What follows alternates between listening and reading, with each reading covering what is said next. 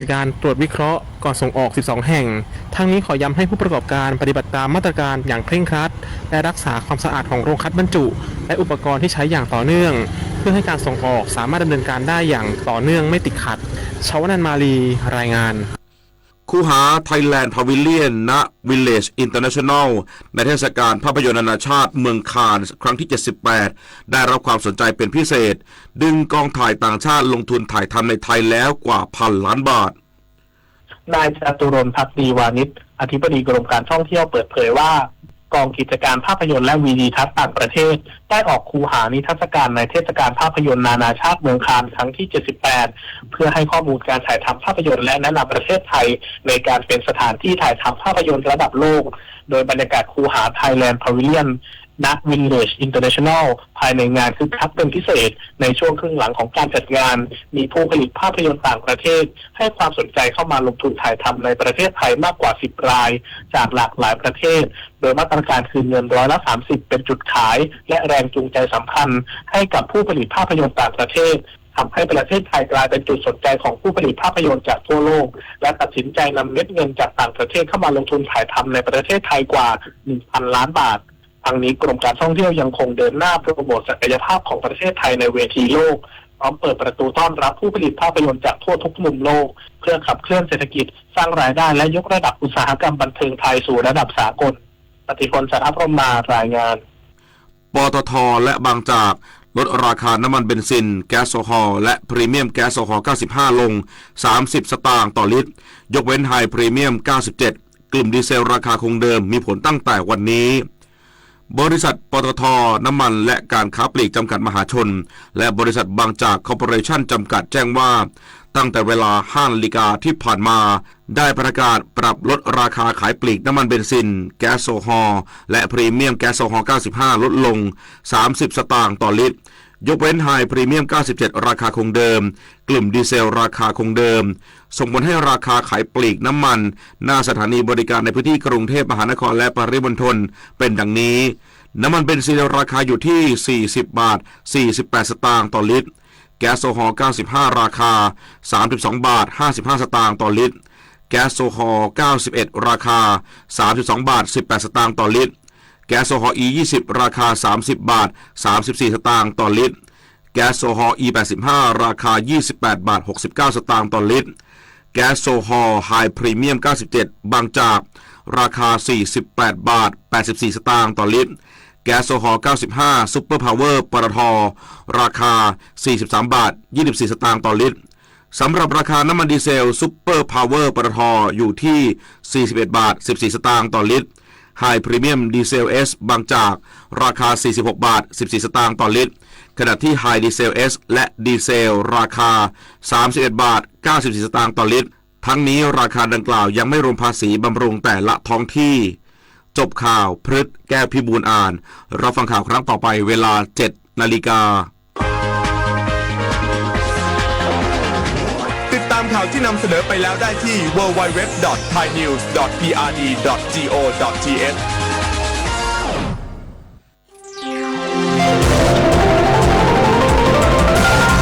วิทยุแห่งประเทศไทยให้ความรู้กู้ความสุข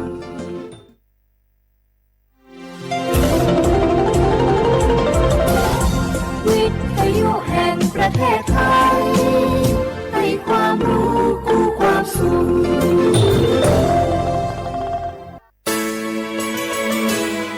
สถานีวิทยุกระจายเสียงแห่งประเทศไทยจังหวัดเชียงใหม่ AM 1476 กิโลเฮิรตซ์สถานีวิทยุภาคภาษาชาติพันธุ์แห่งเดียวในประเทศไทยที่มีความทันสมัยเชื่อถือได้สร้างอัตลักษณ์กลุ่มชาติพันธุ์สู่สากล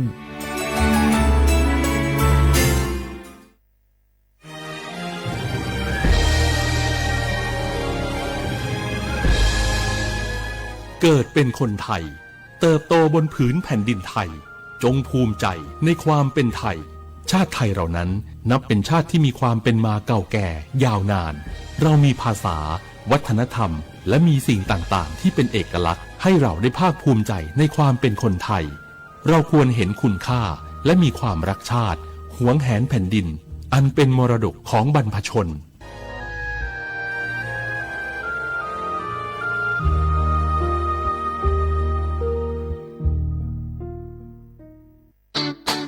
เจ็บป่วยเมื่อใดอย่าลืมบัตรประชาชนยื่นยืนยันตัวตนทุกครั้งที่ใช้สิทธิ์หลักประกันสุขภาพแห่งชาติหรือบัตรทอง30 บาทเพื่อความรวดเร็วถูกต้องและป้องกันการถูกสวมสิทธิ์เพียงเท่านี้ก็ใช้สิทธิรักษาได้แล้วสำหรับเด็กเล็กให้ใช้ใบเกิดคู่กับบัตรประชาชนของผู้ปกครองหลักประกันสุขภาพแห่งชาติบัตรทอง30 บาทสิทธิดูแลสุขภาพของคนไทยสอบถามเพิ่มเติมสายด่วนสปสช1330ตลอด24ชั่วโมงมะเร็งไตวายหลอดเลือดสมองสารพัดโรคค่าใช้จ่ายสูงสิทธิบัตรทองรักษาได้ตามมาตรฐานทางการแพทย์หลักประกันสุขภาพแห่งชาติหลักประกันสุขภาพของคนไทยทุกคนสอบถามเพิ่มเติมสายด่วนสปสช1330ตลอด24ชั่วโมง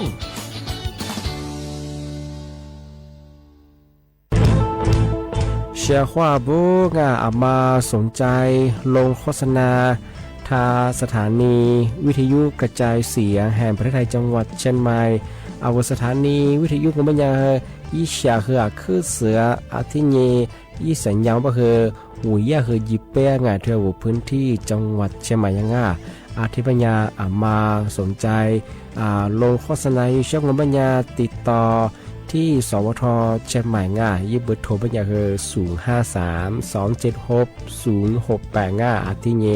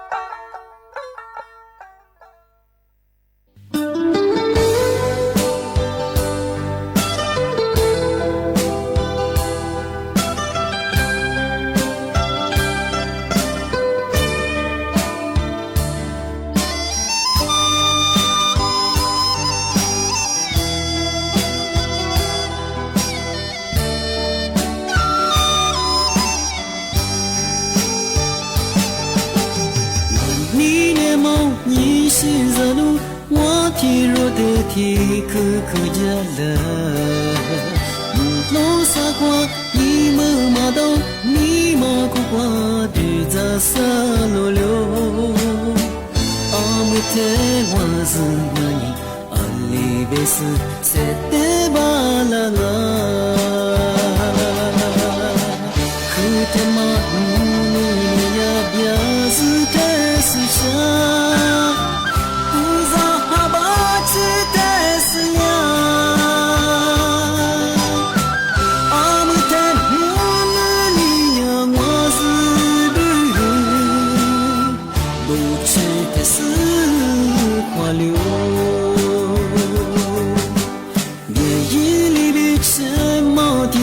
若你是的马的女的米，木罗萨瓜阿特那米，莫瓦达玛尼阿别里比，你子的是比怎么？若你是子你呀你我，阿木特说你是的多么来挂美米。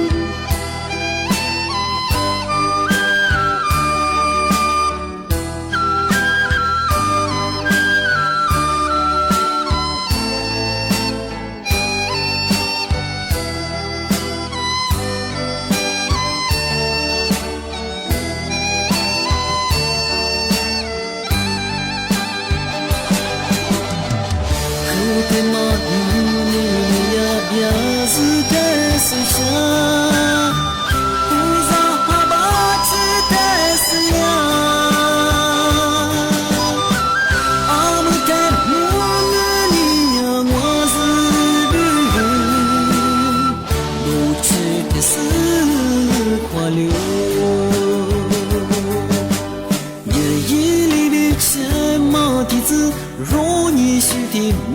的女的米，木罗萨瓜阿特那米，莫瓦达玛尼阿别里比，你子的是你怎么？若你是子你呀你我，阿木特说你是的多么来挂美米。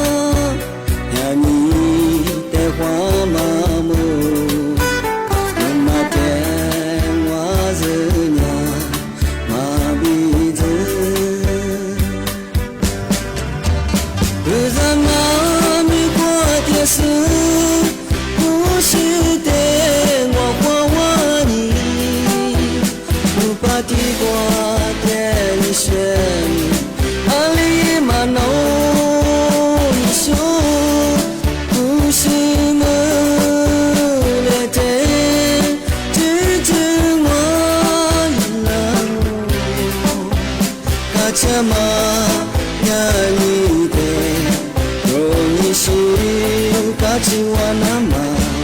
我想去的。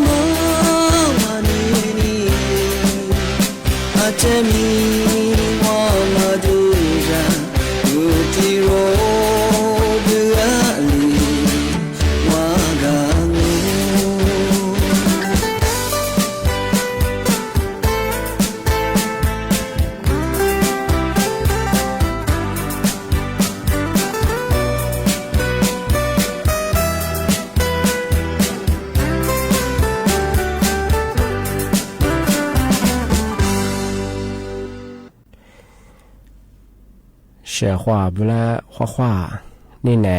从么画你节目，我历史我都知的话不老啊，我历史我ดูกู我บรรยาสถานีวิทยุกระจายเสียงแห่งประเทศไทยจังหวัดเชียงใหม่วันดางาทาเชียงใหม่คนเดียวง่าวิทยุว่าวิทยุโดยอย่างก็คืออีระบบยา AMยี่ความถี่โง่ปัญญาที่ตัวลี่หาสิจะโชว์ขึ้นว่าโจเนี่ยคือดอลลาร์แม่ชื่อแม่คือว่าสมมติว่านั่นยี่ฝรั่งกว่าวิทยุว่ายี่ระบบคืออะไรเสียงเป็นไงที่ยี่ความถี่มาคือ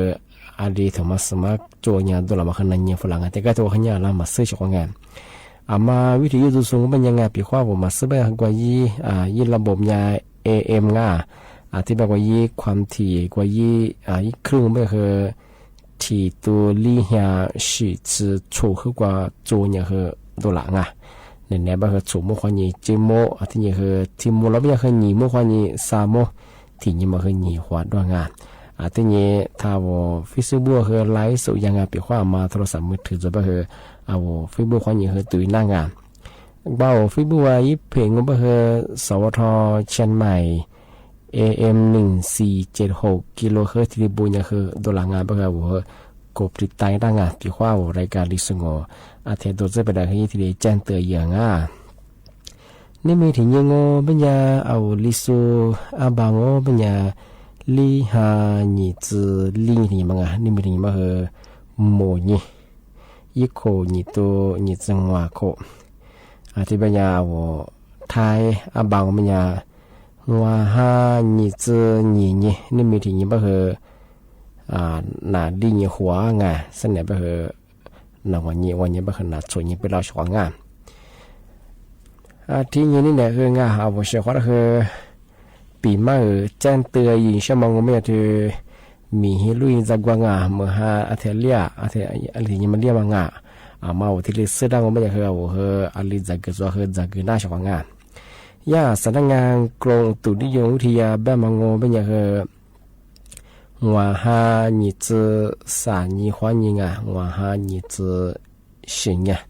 日子啥日不和三年黄了。我他们和门哈的地去年厉害不了样啊，们啥日和这个多和门哈呀去厉害个和他们这些和去厉害啊，要和这里战对付狼啊，这边和我说ภาคเหนือเจภาคใต้ไม่เป็นไงภาคใต้บ้านเราเนี่ยทะเลอันดามันเป็นไงยี่คลื่นทะเลคือคลื่นเนี่ยมัวเป็นไงเราถิ่มไม่ค่อยยิ่งไม่เสื่ออันนี้บ้านว่าชาวประมงไงเดี๋ยวจุดยืนยังว่าความสุขแบบคือมาใส่เสื้ออย่างคือกว่านั่นที่เราถัดดูยี่แบบไงว่ามีเฮียอีพายุก็จะว่าอีทะเลคลื่นทะเลมันสูงแบบเนี้ยอันตรายจะจุดเรือคือโพยมังอ่ะอันนี้บ้านว่าเธอภาคเหนือจังว่าแบบคือไงว่าอยู่บ้านจะสุขแบบคือจุดยาจามฝาแล้วเป็นยังไงแบบน่าจะเหมือนฮะก็พันเลี้ยงของมันอย่างคือที่ว่าอยู่บ้างไงน้ำท่วมมาดินสไลด์มาหึงอ่ะมันจะดูประเทศจะสุดก็คือที่ยาฝาละจามแบบที่เรียกเจนเตยฝรั่งงอไงช่วงอ่ะที่ยาบางพื้นที่ก็คือกว่าละอยากขึ้นเยอะอย่างคือจังกูเบียมาดงอ่ะก็คือมาที่สุดก็คือกูจะมาคือถักกู้งอถักยิงจ้าจีก็คือจะกูกลุ่มนำมาคือเรียนได้คือยี่เวลาคือหวังงานก็คือวางแผนแต่ยี่จ่อช่วงงานที่นี่ที่มาเทเชอร์ที่มาด้วยกันเมื่อว่าหานี่จะที่นี่ยิ่งคุณยิ่งต้องว่าชดซื้อเหตุของเมื่อที่นี่ว่าบริยาสำนักงานทรัพยากรน้ำแห่งชาติสทนชบ้างยาแจ้งเตือนพื้นที่เสี่ยงภัยไปถึงยาบ้านมันก็คือที่พื้นที่มาคือติญาฝ้าระวังติญาฝาลาบดงมาคือโฉอำเภอจังหวัดเชียงใหม่ยี่วุฒิที่มาไม่เคยที่อำเภอเชียงดาวที่หนีมาถึงมาคืออำเภอแม่แตงสร้างมาถึงมาคืออำเภอสำเมินรีบมาถึงมาคืออำเภอพร้าวเมื่อป้องที่ยังหัวมาถึงมาคืออำเภอแม่อายที่ยังโฉมมาถึงมาคืออำเภอองค์ก่อนที่โฉมกำมาเป็นยังไงพื้นที่เฝ้าระวังไม่ใช่ไงที่หนีจะสายยี่ห้อหนีจะสวยมาคือที่ยาฝาละจำมาได้เป็นยังไงมาคือยาจะจะมางดินสไลด์มาคือยาเนี่ยก็เราคือที่โฉบพื้นที่มาคือยาจะคือเยอะมาหาลีบว่าว่าอยู่บางอย่างจะจะละมาน้ำป่าหรอกที่เป็นยังคือมาพื้นที่ที่มาจะสวยแบบไงที่ยาฝาละเตียนตัวได้ไปเฉยของที่ยาว่าจะซื้อจะมาก็คือมุ่งมาคือเทศได้เฉยของว่าลมแบว่าเนี่ยหือละก็คือแบบหือละก็คือ要因แถจะดังจะปีว่าเมื่อหาก็พันเลี้ยบเฮว่าอยู่ในคุยกับจะโซงว่าอยู่บ่จะโซบ่เฮเนี่ยก็ลาแต่ว่าน้ำท่วมอยู่บ่เฮสิ่งนี้ที่ว่าเนี่ยอะไรเนี่ยลาไปตรงที่ว่าเนี่ยเอาโซก็เนี่ยก็ลาอาจจะฮอดจนจะมางานบ่เฮมาซะบ่เฮว่าที่เลยจะกระตาไปถึงงานมาเฮยาที่ดีแจ้งเตยฝรั่งที่โชอำเภอที่จังหวัดใช่มั้ยช่วงงานมาเฮเอามาซะสุดแล้วที่ดีปีมาที่นี่ที่มาเทเชอร์ที่ถึงมาปีมาซื้อจีนช่างมาสำนักงานคณะกรรมการการศึกษาขั้นพื้นฐานไปถึงเอายี่ตัวย่อพระเป็นจะคือสพทแบงค์ชั่วโมงมันจะคู่หิ้งโรงเรียนที่อยู่ในสังกัดสพทมันจะคือมาเปิดเทอมยูงเป็นยังไงเอาคู่พาคู่มาแบงเอาน่าเรียนว่าเดือมาลงโทษมาขยันตึกเนี่ยถามโรงเรียนเย่บุรุษที่นี่เอายี่สิบได้มาคือกว่าจะเนี่ยสัตว์ตัวสัตว์เพย์มาคือถ่ายกิเลสจะไปเฉียงงานมาเยอะคือทีนี้ให้ฝรั่งจะบอกมาใส่คือเปิดเทอมคือยูที่นี่เอาคู่มาก็คือเอาช่วงวันหยุดที่น่ะช่วงนี้น่ะยี่งอที่คือวันหยุดที่ราชการบางอย่างคือยูเวคือจังมาชีบเลยของงานบางอย่างกระทรวงการศึกษาธิการเขาอย่างที่ดีเอาคู่มางว่าย่าอยู่ในสังกัดสพทมาจังมาคือที่ดีแจ้งเตือนฝรั่งมาคือเอาเชื่อว่ากันมาดีปีมาสักจริงช่างที่แบงยังมาสั่นนั่นคือหมกว่าที่ว่ากันนางทำมากว่านั้นกันยังสมบูรณ์ที่ว่าจุดละควางเอาเชื่อว่าถ้าวิธียุว่าอย่างนี้นะจะสู้พลาสู้ที่ถ้าเอาฟิบูความยิ่งตัวจะสู้พลาสู้ก็คือควางก็ว่าเชื่อว่ามาเรียนตัวจะน่าจะบ่ที่เลยทัดไทยฝรั่งชาวมาสั่นบ่เอาโนวจูบ่วิธียุนั้นน่าจะบ่บางพื้นที่เนี่ยเมื่อฮาลีเซเลีย มีฮิโรฮาจะว่าเคยยี่สัญญาคือติดถ่วมลาติดถ่วมลางอติดถ่วมมาเสือติดถ่วมเสือราชของง่ายมาคือที่มีฮิโรฮาจะพูดง่ายเอานอกจากมันจะว่าเคยสัญญาคือเนี่ยแต่ขึ้นเนี่ยที่มาเสือกันแล้วง่ายเอากว่าวิทยุนานาบ้างง่ายปีความว่าว่าฟิบูว่าพันนาบ้าเคยง่ายว่าไลฟ์สวยบ้าเคยปีความนูอินเทอร์เน็ตยี่สัญญาจะบ้าเคยเชี่ยวชาญที่เลยเมืองง่ายอันนี้บ้างง่ายมาสาคือง่ายมันกว่าทว่าเงินนากว่าชาวบ้านง่าย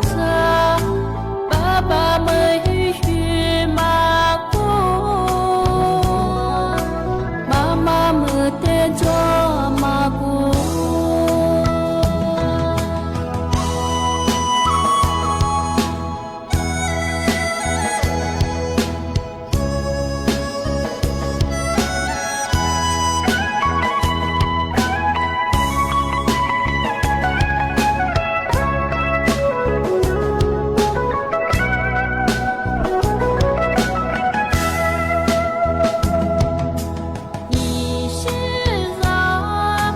爱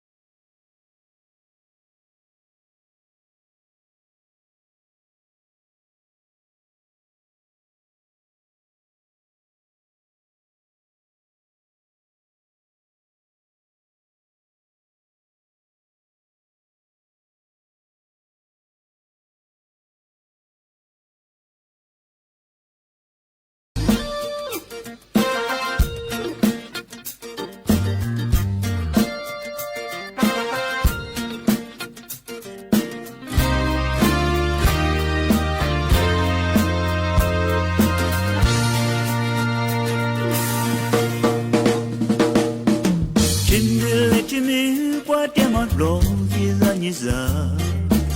是萨我萨，尼萨是萨波，提尼提我别尼波是火嘞，过嘞忙啊年，若是得苏嘞木马苗。你天马的罗走走住着你，随你马罗苏的个马莫，随你罗索斯，随你罗苏耶，随你马罗耶，罗是的苏雷莫马苗，狮子耶狮子莫马子马啊，马子啊你狮子。那边了吗？若是我拉的，这里没塞的，我来忙啊耶，若是得苏来莫嘛苗。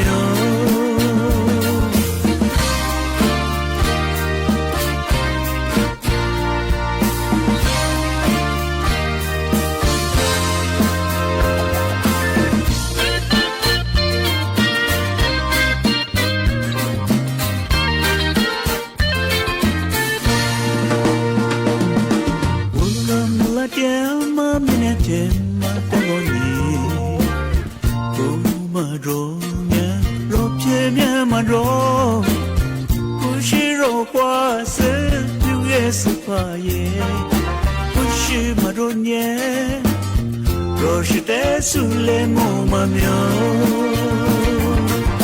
狮子呀狮子莫蛮子嘛啊，马子啊你狮子那偏了嘛啊，若是我拉的，就来没塞的，都来忙啊耶，若是得苏来莫嘛苗。狮子莫蛮子嘛啊，马子啊你狮子那偏了嘛啊，若是我拉的，这里没塞的，你咋不？若是得罗米女了呢？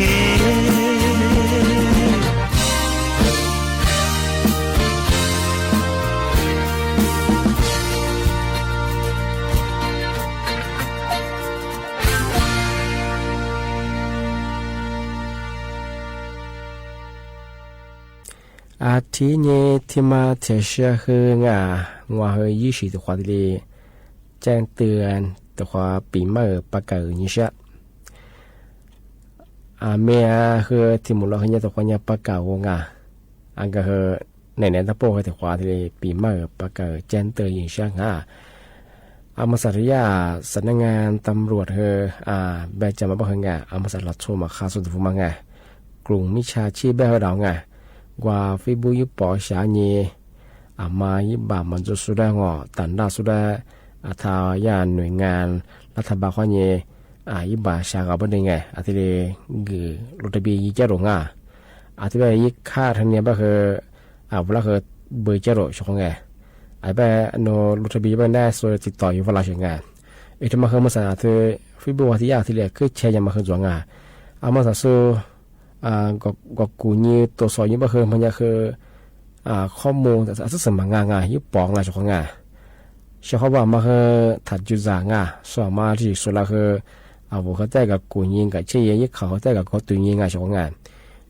แต่ก็ถือมาซึ่งเป็นคือรัฐบาลเขายังซื้อบามันจุดละเช้าหรอก็คือมีรถทะเบียนหรอเป็นไงกว่าเวลาโทรฟ้างออะไรแบบผมจะโทรฟ้าก็คือยิ่งไล่ถูก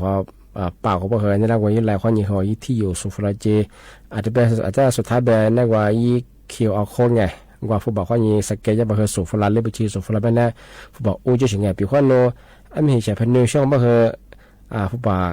บุยจะถึงไงยิ่งพิเศษช่องไงที่มาจวง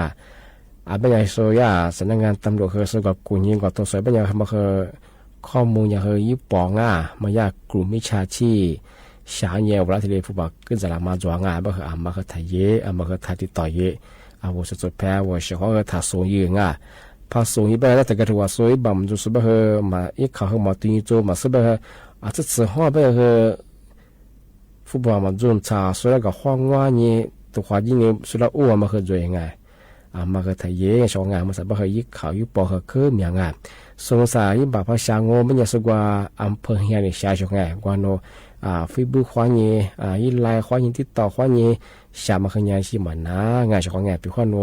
ยิบาดิชิชาเคยว่าโซอำเภอเฮียยิ่งงอและมาตัววาลงยิบุยดีว่าเหตุชงไงทำมาเคยยาศึกษามาชงไงนงกว่าฟีบูควานีชาสมาเคยยาผ่านโจงานมาเคยยิกข่าวยุปองอาจจะไปหามาสลิไปเคยอาวุธสุดไปเคยปีมากที่ยังส่วนมาที่ชื่อสุภาพเคยไงเอาสมมาเสื้อมันจะเคยถัดแชร์ยืถัดยิกเกลือมาเคยยามาขายชงงานจะส่วนแต่กระโดดส่วนชีลิโลงส่วนมาเสื้อมันจะเคยส่วนตัวความฟุบาส่วนระเบิดมา做ยังไงมาถ่ายชงงานมาเคยยิกข่าวยุปองเคยขึ้นอย่างงอาทิตย์แรกก็เป็นยังไงนี่ในคณะปีมาเคยที่เหลือ做ชงงานอาทิตย์แรกเคย家庭冇啦你冇关系去沙漠去的话冇来花นี่นะ我รายการลิสุงประกาศกุเบท่าที่ไม่ด่างสถานีวิทยุกระจายเสียงแห่งประเทศไทยจังหวัดเชียงใหม่วันด่างไหนๆบ่เคยสูงมุควานีจิมัวที่ขวาดวงที่ไหนในดวงที่มูแล้วบ่เคยหนีมุควานีสามโมที่นี่บ่เคยหนีขวาดวงไหนๆที่ขวาที่มูแล้วที่ขวานะที่นี่ควานีน่ะเนี่ยสะดวกบ่ครับรายการดิสงนบ่เคยที่วิทยุคือที่กาโดที่นี่ทาวไลฟ์สุดยอดคือที่ขวาดวงมาคือนี่ยิ่งดูก็คือนี่กาโดชาวงานบ่ครับอะไรกว่าสะดวกบ่คือนานาชาวงานเมียนี่บ่คือจมูกยังคือยากว่าวิทยุคือนานาจะบ่คืออย่างบ่คือแต่กระโดดบ่คือจึ่มบ่คือวิทยุเบียบ่คืออีชื่อบ่คือว่าอีความถี่มันสิบ่คือที่ทุกฝรั่งมาคือจังมาสุดบ่คือที่ทุกฝรั่งในยังฟังชาวงานที่เป็นยังคืองานจะให้หมดละนี่มุขว่านี่สามมุขจะของหมดแหละของงานนี่ไหนบ่คือนานาปีมาคือที่ละจงงานว่าของเรานานาสุดที่ว่าเลยที่ว่าคือบ่โมงานคว้าสวัสดี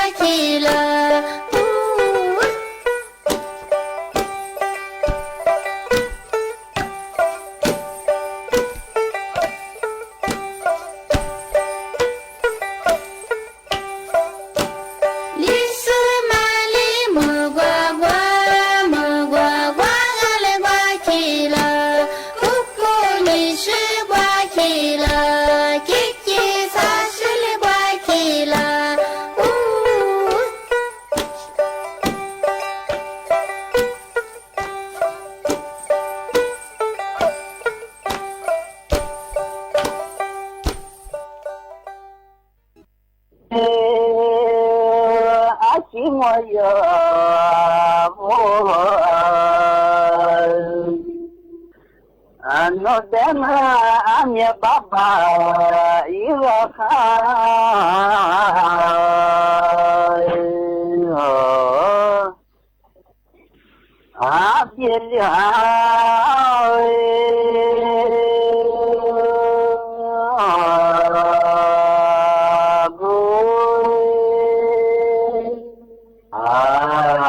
Lego mama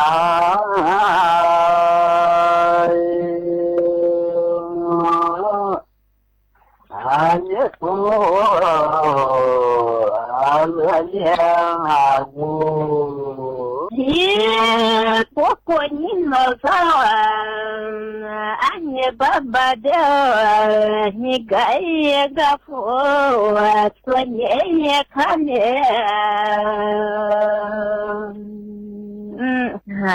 dia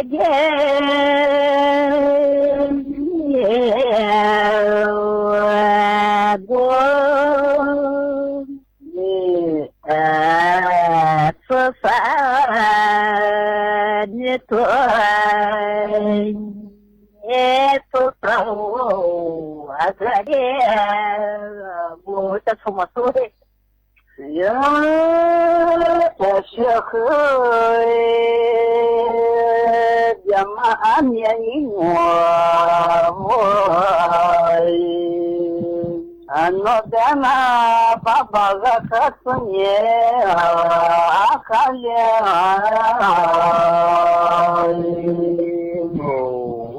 adyelya